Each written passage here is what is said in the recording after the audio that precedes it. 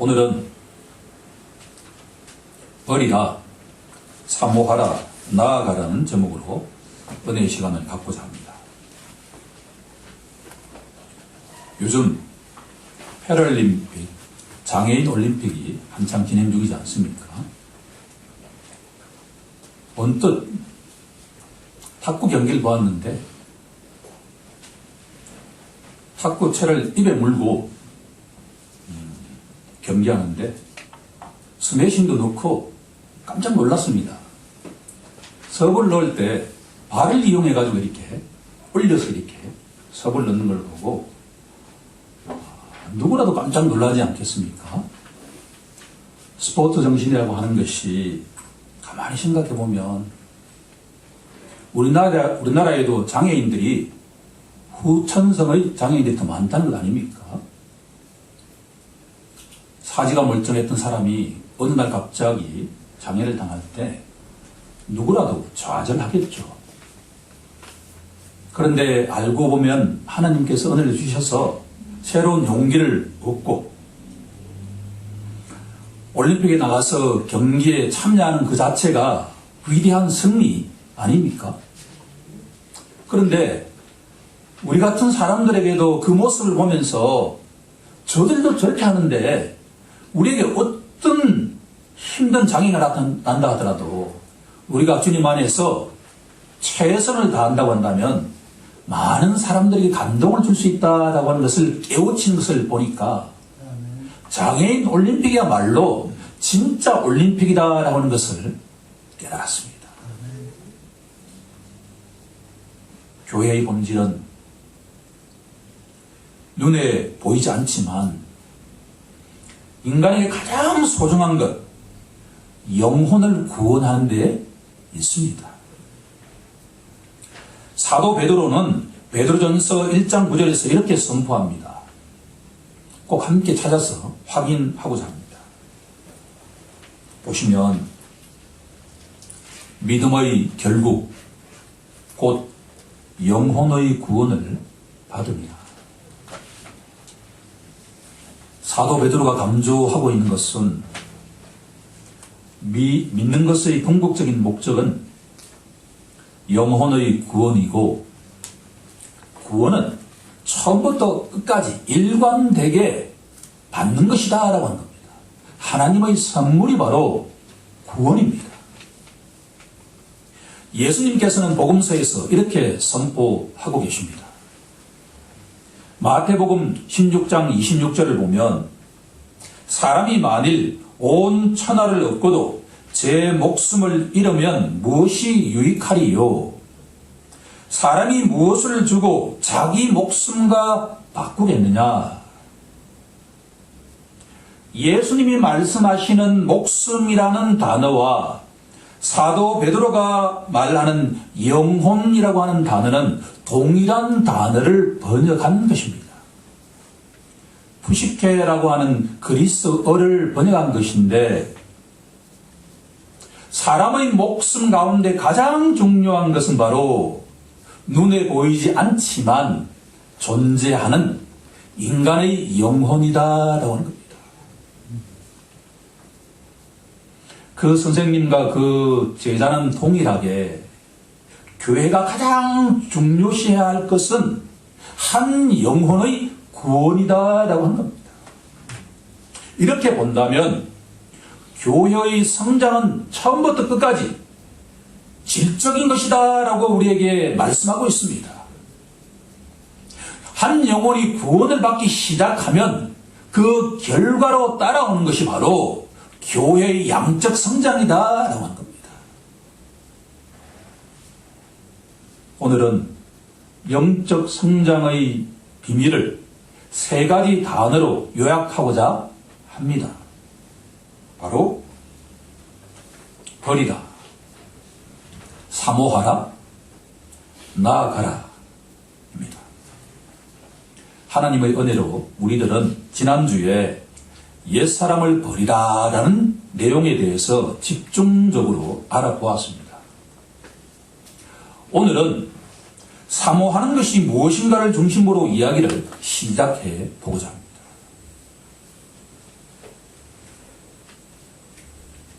베드로전서 2장 2절을 보면 흥미로운 내용이 있는데, 너희는 갓난아기들 같이 사모하라라고 권면하고 있습니다. 이 말씀을 묵상하면서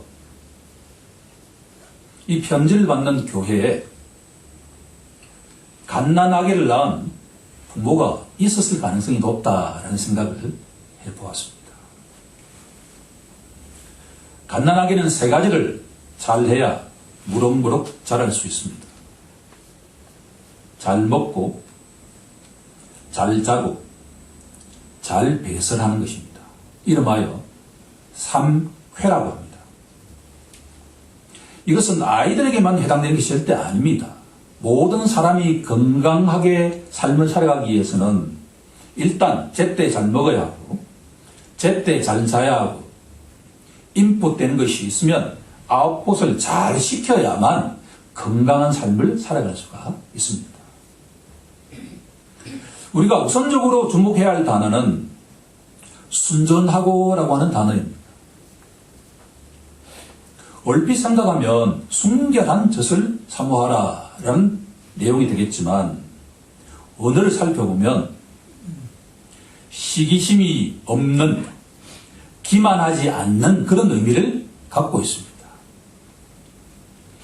여기에는 중요한 수사학적인 것과 같은 내용이 들어가 있는데, 사도 베드로가 1절에서 너희가 옛사람의 기만과 시기심을 버리라고 말씀하지 않습니까? 그 대신에 시기심도 없고 거짓도 없는 젖을 사모하라, 그런 의미입니다. 이 세상에 거짓도 없고 시기심도 없는 젖은 유일한 것이 있지 않습니까? 어머니가 아기에게 주는 모유입니다. 이 세상에서 아무리 악한 자라 하더라도 자기가 낳은 아기에게 시기심으로 젖을 물릴 어머니가 있을 것이며, 또 거짓되게 젖을 물릴 사람은 아무도 없다라고 하는 것을 알려주고 있습니다. 모유에는 여러 가지 장점이 있다는 소식을 접했습니다. 거기에는 최고의 영양분이 있다라고 되어 있습니다. 흥미로운 사실은 모유를 먹는 아기는 그렇지 않은 아기에 비해서 면역력이 아주 높다고 하는데, 예컨대 설사라든가 폐렴이라든가 중이염이라든가 요도염, 뇌촉수염 등 질병이 일어날 확률이 뚝뚝 떨어진다고 합니다. 제가 가장 주목하고자 하는 것은 바로 정서적인 안정감이 월등히 높아진다라는 내용입니다. 아기는 태어난 지 6개월이 지나면 어머니와 분리된다는 두려움을 갖고 있다고 합니다. 아기가 우는 이유가 배가 고파서 우는 것도 있지만, 사실은 알고 보면 자기를 낳은 엄마가 자기를 떠날 수 있다라는 생각을, 자의식을 6개월이 지나면 갖기 시작한다라는 겁니다. 그러면 전문가는 우리에게 어떤 것을 조언하냐 그러면, 아이에게 젖을 주면서도 꼭 이 말을 해야 된다라는 겁니다. 나는 절대로 너 곁을 떠나지 않는다라는 이야기를 들어야만 그 아이가 자라고 난 뒤에 정서적으로 아주 안정된 아이가 되어서 복의 통로가 될 수 있다라고 합니다. 아기에게 어머니는 세상입니다. 만약에 어린 시절에 어머니와의 관계가 깨어지게 된다고 한다면 세상에 대한 시각이 그릇되기 시작한다라고 합니다. 세상은 절대로 안전한 것이 아니고 내가 마음을 두어서는 안 된다라고 하는 것을 형성되는 시기가 바로 1살 이내에서 결정이 된다라고 하는 이야기를 들었습니다. 이 이야기는 우리에게 어린 아기를 어떻게 양육하는 것이 얼마나 하나님 보시기에 값어치가 큰 것인가를 알려주고 있다라고 합니다. 마지막으로 더 흥미로운 사실은 모유 수유하는 것은 엄마에게도 아주 유익하다는 내용입니다. 자궁을 수축시키는 것과 같은 역할도 하고 더구나 퉁퉁 부은 붓기를 빠지게 하는데도 모유 수유가 아주 유익하다라는 이야기는 흥미롭지 않을 수가 없습니다. 하나님의 창조 원리가 참 신비막측하다라는 생각을 하지 않을 수가 없습니다. 자, 그러면 성도에게 순전하고 신령한 것은 무엇일까라고 질문한다면 그것은 바로 하나님의 말씀입니다.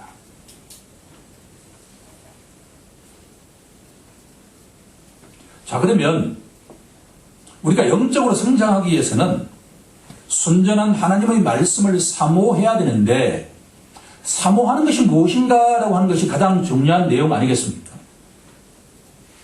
시편 42편 1절은 우리에게 이렇게 알려주고 있습니다. 하나님, 내 영혼이 사슴이 시냇물을 갈급함같이 주를 찾기에 갈급하니이다 라는 말씀이 바로 갓난 아기들이 사모하는 것과 같다라고 이야기할 수가 있습니다. 자, 그러면 사슴이 갈급한다는 게 무엇일까라고 질문한다면 성경은 또 우리에게 이렇게 답하고 있습니다. 잠언서 2장 2절 이하를 가보면 내 아들아 너의 귀를 말씀에 기울이라 라고 말씀하고 있습니다. 내 아들아 너의 마음을 말씀에 두어라고 말씀합니다. 내 아들아 감추어진 보배를 찾는 것처럼 말씀을 찾으라고 말씀하고 있습니다. 마지막으로 내 아들아 말씀을 얻으려고 소리를 높이라고 말씀하고 있습니다. 정리해보면 하나님 말씀을 사모한다는 것은 우리의 귀로, 우리의 마음으로, 우리의 발로, 우리 목소리로, 다시 말씀한다면 전인격적으로 하나님의 말씀을 구하고 찾으라는 말씀으로 정리할 수가 있습니다. 우리 모두에게 날마다 순전한 하나님의 말씀을 어린 아기처럼 간절하게 사모하는 은혜가 임하길 주님의 이름으로 축원합니다. 자, 그러면 성경을 날마다 이렇게 전인격적으로 사모하다 보면 두 가지 단어가 딱 떠오르게 됩니다. 한쪽에서는 죄라고 하는 단어가 있고 다른 한쪽에서는 구원이라고 하는 단어입니다.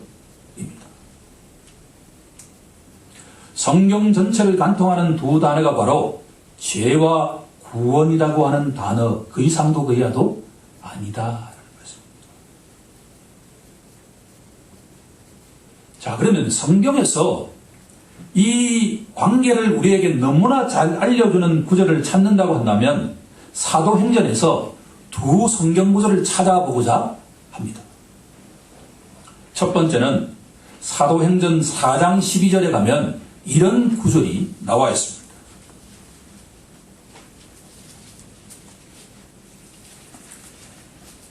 다른 이로서는 구원을 받을 수 없나니 천하 사람 중에 구원을 받을 만한 다른 이름을 우리에게 주신 일이 없느니라.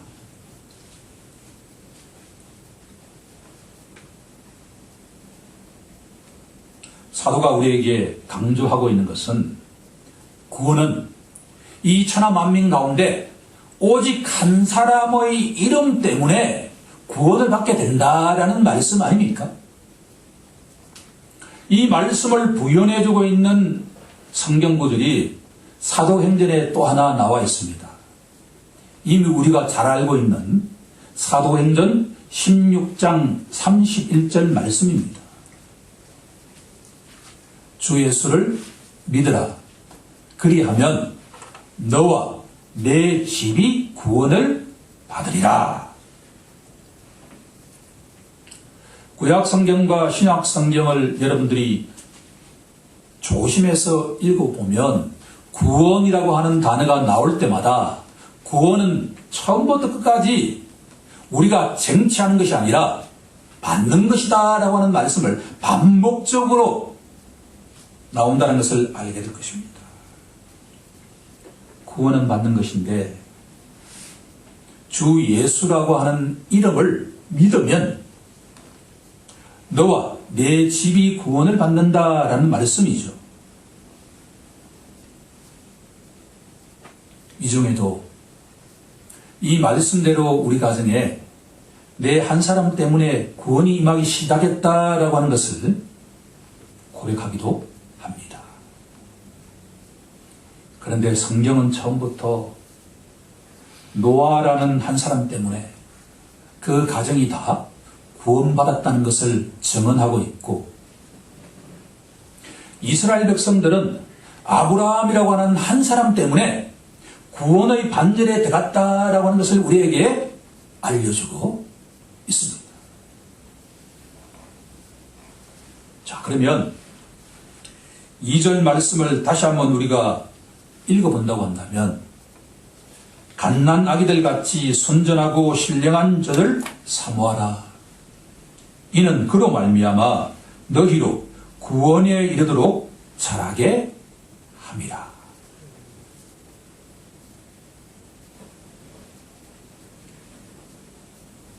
구원은 시간이 요한다라고 하는 것을 우리가 강조하지 않을 수가 없습니다. 구원이라는 단어 속에서는 세 가지의 시제가 다 들어있다라고 하는 것을 강조하고자 합니다. 예수를 믿는 순간에 너희는 구원을 받았다라고 우리에게 선포합니다. 그런데 빌립보서에 가게 되면 너희는 지금도 구원을 이루고 있다라고 진행형으로 말씀하고 있습니다. 요한계시록에 가면 너희가 끝까지 인내하는 자는 구원을 받으리라 라고 미래 시제로 선포하고 있습니다.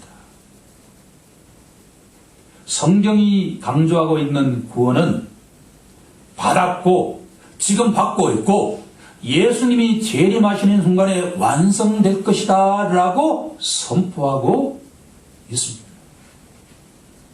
따라서 오늘 이 자리에 예배의 자리에 나온 이유는 구원받은 성도로서 구원을 지금도 이루고 있고 때가 되면 예수님이 오시는 그날 완성된 구원을 맛보기 위해서 우리가 이 자리에 있는 줄로 믿습니다.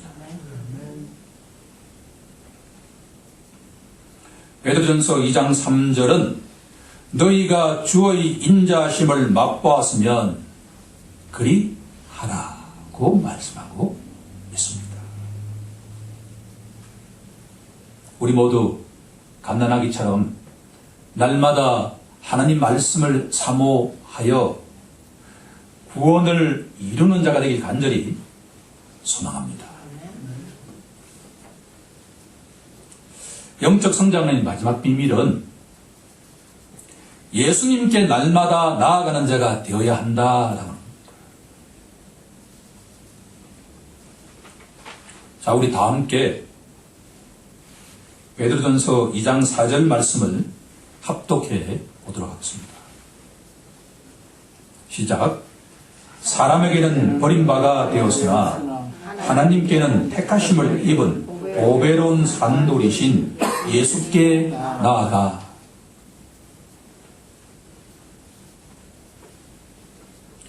주님이 사랑하시는 성도 여러분, 우리 모두 예수님께 날마다 나아가는 자가 되길 간절히 축원합니다. 그런데 사도 베드로가 예수님이 누군가를 아주 흥미로운 것에 비유하고 있습니다. 베드로가 바로 돌 아닙니까? 그렇죠? 그런데 베드로가 깨달은 것이 하나 있는데, 내가 이 반석 위에 교회를 세우리라고 마태복음 16장 18절에서 주님이 말씀하실 때 가톨릭 교회처럼 베드로 위에 교회를 세울 것이다 라고 생각했지만, 사실은 알고 보니까 이 반석이 누구냐라고 깨달았는데 예수님이 바로 참된 반석이다라고 하는 것을 깨달았다. 다윗이 이렇게 고백하지 않습니까? 참 하나님께 기름 부음을 받은 왕이, 이 세상에 가장 고난을 많이 받은 왕이 바로 다윗 아닙니까? 그 다윗 왕이 사울 왕과 모든 적들로부터 구원을 받은 다음에 여호와는 나의 반석이시요, 유명한 시편의 고백 아닙니까? 다윗이 깨달았던 그 깨달음을 베드로도 깨달았기에 우리도 오늘 이 시간 예수님이야말로 우리 삶의 참된 반석이다라고 하는 고백이 있나게 간절히 축원합니다. 2장 4절에 보면 돌은 돌인데 예수님이 누군가를 세 가지로 우리에게 계시하고 있습니다. 하나씩 메모하면서 주목하면 은혜가 엄청날 것입니다. 첫 번째는 예수는 돌은 돌인데 사람에게는 버림받아 되었지만 하나님께 택하심을 받은 돌이다 라고 우리에게 알려주고 있습니다.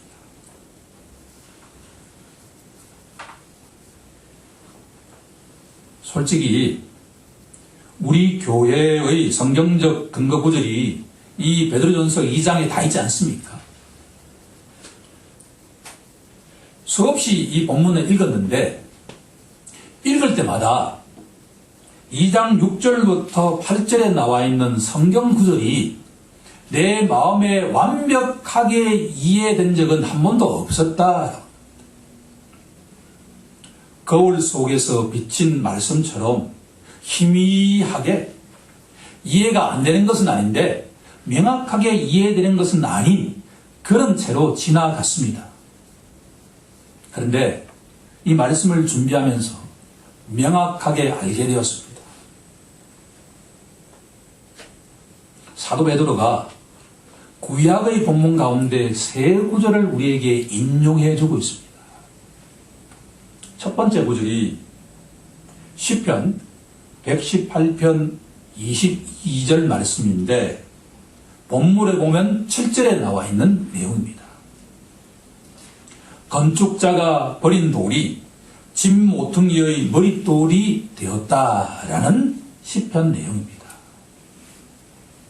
여기서 건축자가 누구냐라고 질문한다면 바로 유대인으로서 종교 지도자들을 뜻합니다. 시편이 예언했던 이 말씀은 시간이 지나고 난 뒤에 우리가 복음서를 통해서 완벽하게 이해하고 있는 것처럼 나사렛 출신이 어떻게 메시아가 될 수 있는가? 목소의 아들이 어떻게 메시아가 될 수 있는가? 메시아가 어떻게 저렇게 무력하게 십자가에서 피 흘리며 죽을 수 있느냐라고 생각하는 자는 예수라고 하는 돈을 하찮게 여기면서 버리는 자가 된다라는 겁니다. 하지만 사람들은 그 예수라고 하는 돌을 버렸지만 하나님께서는 그 돌을 귀하게 여기셔서 한 집에 모퉁이 돌이 되게 하셨다라는 내용이다. 그러니까 처음에는 베드로도 몰랐지만 성령으로 침례를 받고 난 뒤에 알고 보니까 사람들에게 버림을 받으신 그 돌, 하지만 하나님으로부터 택하심을 받은 그 돌이 바로 예수 그리스도다라고 하는 것을 우리에게 알려주고 있다는, 우리가 예수라고 하는 그 반석이 아니고서는 이 땅 위에서 이 요동치는 세상 속에서 안전하게 살아갈 수가 없다. 또한 우리가 때가 되면 하나님 앞에 나아가서 심판을 받을 텐데, 그때 우리가 한평생 살아왔던 그 말과 행동에 대해서 불로 연단을 할 텐데, 그리스도라고 하는 반석 위에 서 있지 않는 모든 자는 온전하게 하나님께 인정을 받을 수 없다는 말씀 아닙니까?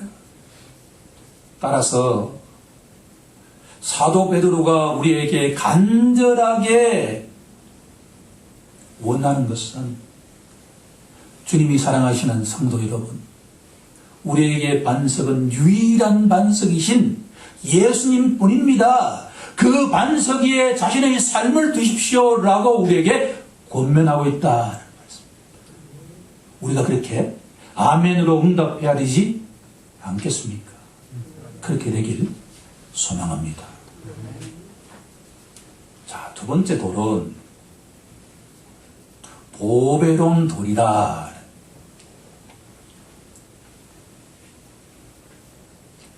성경은 참 이렇게 성경 구절을 그냥 쭉쭉 읽는 것도 필요하지만 하나하나 이렇게 곱씹는 것도 참 필요하다라고 하는 것을 알 수 있지 않습니까? 예수는 보배로운 돌입니다 라고 선포하고 있습니다.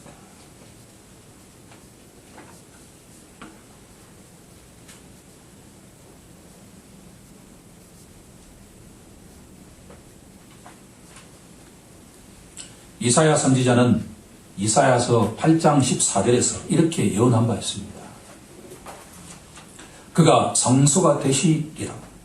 그러나 이스라엘의 두 집에는 걸림돌과 걸려 넘어지는 반석이 되실 것이며, 본문에 따르면 6절에 나와 있는 내용입니다.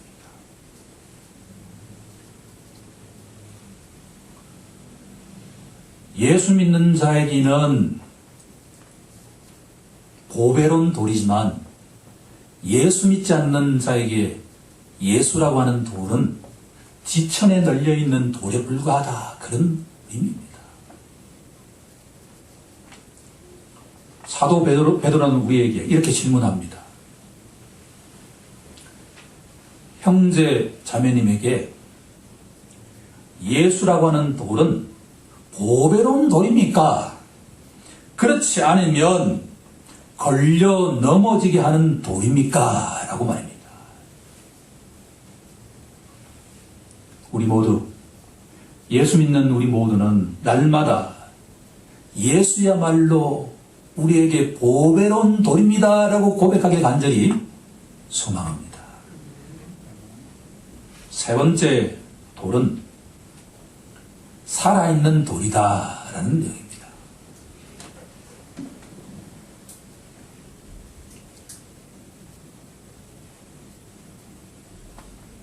예수라고 하는 이 돌은 우리에게 길거리에 있는 돌이 아니라 살아있는 인격체와 같은 돌이다, 그런 내용입니다.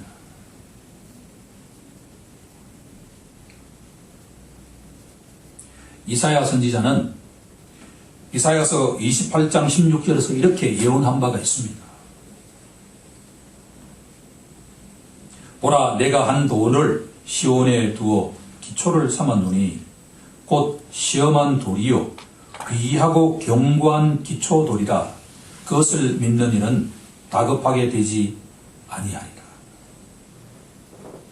산돌이신 예수를 믿는 자에게는 절대 부끄러움을 당하지 아니한다 라고 사도 베드로가 번역하고 있습니다. 자, 우리 모두 날마다 예수님께 나아가는 자가 되길 간절히 소망합니다. 자, 그러면 이제 마지막 한 가지를 더 이제 말씀에서 은혜를 받아야 되는데, 예수님께 나아가는 자는 엄청난 복을 받는다라고 하는 내용을 우리에게 알려주는 것이 5절에 나와 있는 내용입니다. 자, 우리 다 함께 5절을 다 합독해 보도록 하겠습니다. 시작. 너희도 산돌같이 신령한 집으로 세워지고 예수 그리스도로 말미암아 하나님이 기쁘게 받으실 신령한 제사를 드릴 거룩한 제사장이 될지니라. 아멘. 어떻게 보면 지금 내용이 가장 하이라이트가 아닐까라는 생각을 갖습니다. 순전한 하나님의 말씀을 사모하고 산돌이신 예수님께 날마다 나아가는 자에게는 세 가지의 축복이 임하기 시작한다라는 얘기입니다. 첫 번째 축복, 신령한 집으로 세워져 간다라는 축복입니다.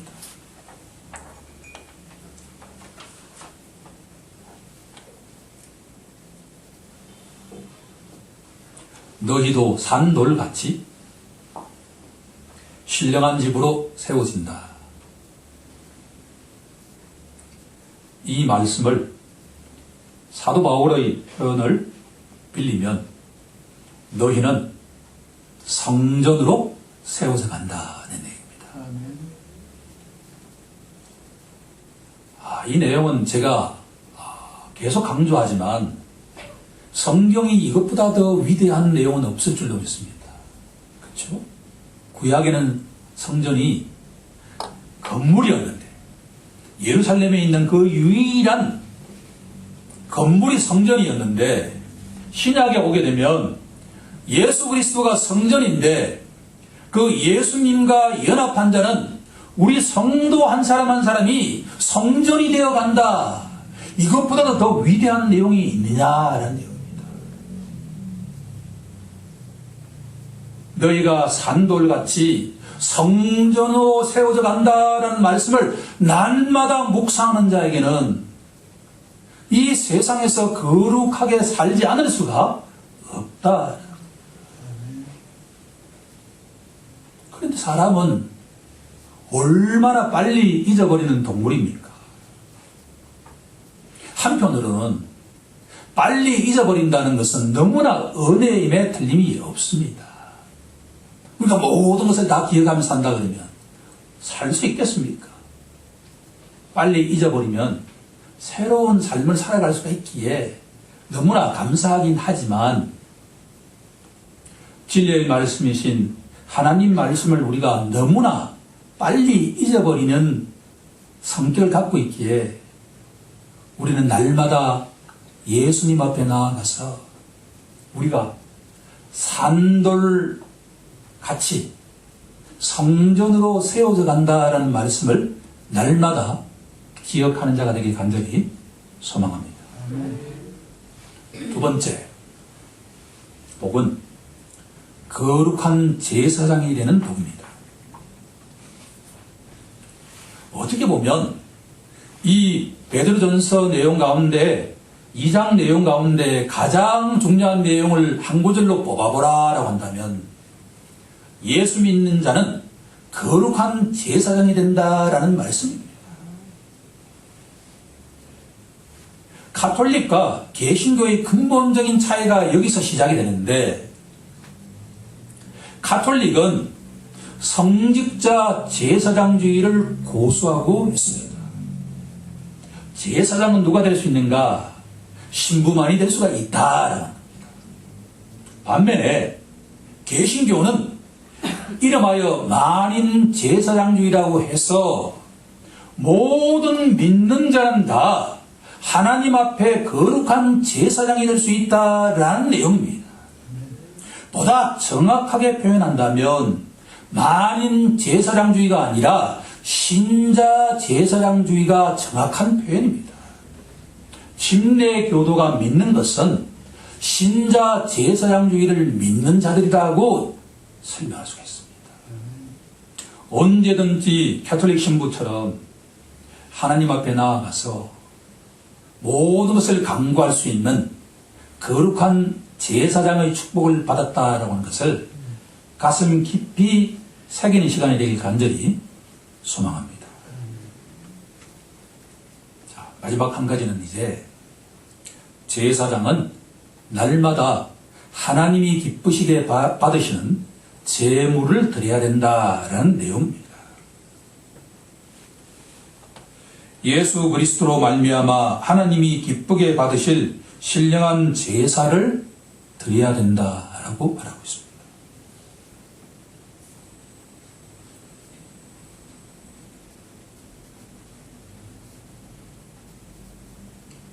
자, 우리 모두 가인처럼 자기 노력으로 제사를 드리는 것이 아니라 아벨처럼 피제사를 날마다 하나님께 올려드리는 신자가 되길 간절히 소망합니다.